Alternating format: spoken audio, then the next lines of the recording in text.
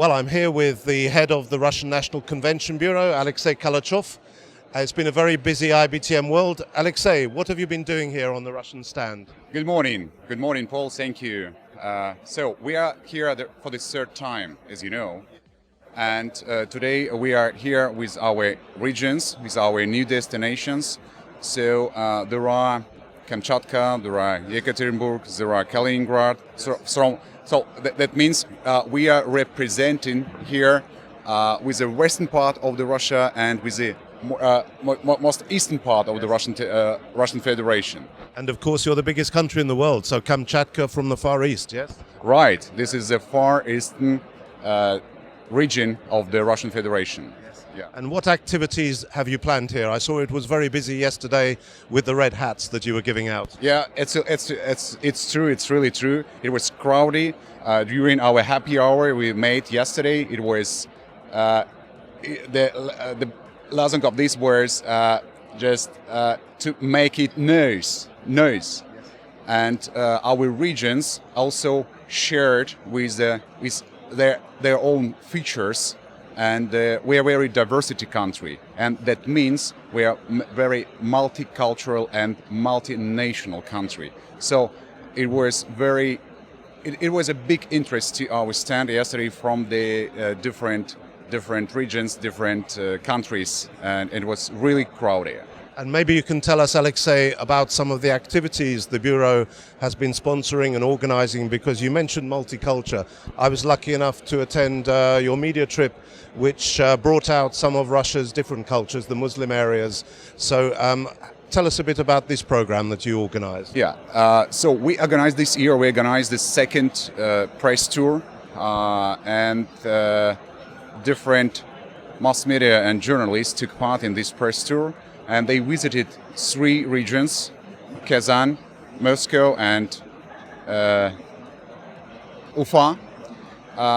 And it was very interesting to explore new destinations, because there are only 2 well-known capitals for them. Like usual, Moscow and St. Petersburg, and nobody knows about other destinations, about other regions, about their possibilities. And of course you have Sochi too as well, I believe, and of course the Formula One Grand Prix is held there, and Lewis Hamilton from Britain, I might add, I believe won the race there. But Sochi, I think, is doing well on the back of the Winter Olympics, and you hope, I assume, that it will be good for business events too. Absolutely true. And Sochi became very famous, especially after these huge events which has held in this region. Olympic Games, Formula One, and other huge events, international events.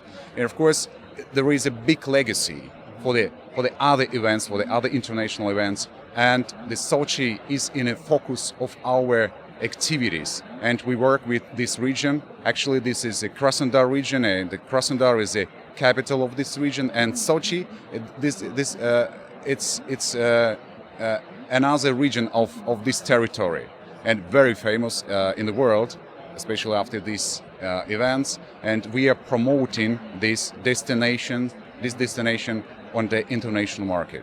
And Alexay, what can you say about initial results of bids that the Bureau has taken part in? And indeed, I gather you've won 7 conferences. You really seem to have hit the ground running with the new Bureau. Can you tell us a little bit about those? Yeah, you're absolutely right. But we are existing only 1.5 years. So we were established in the beginning of the 2018. And since we were established, we started this work to bid for the international events and to involve them to the Russian destinations. Until now, we won already 7 bids. So next 4 years, around 10,000 participants will come to Russia for business, tourism, and they will visit different destinations, not only Moscow and St. Petersburg. Thank you. And lastly, what are your priorities for 2020 and beyond?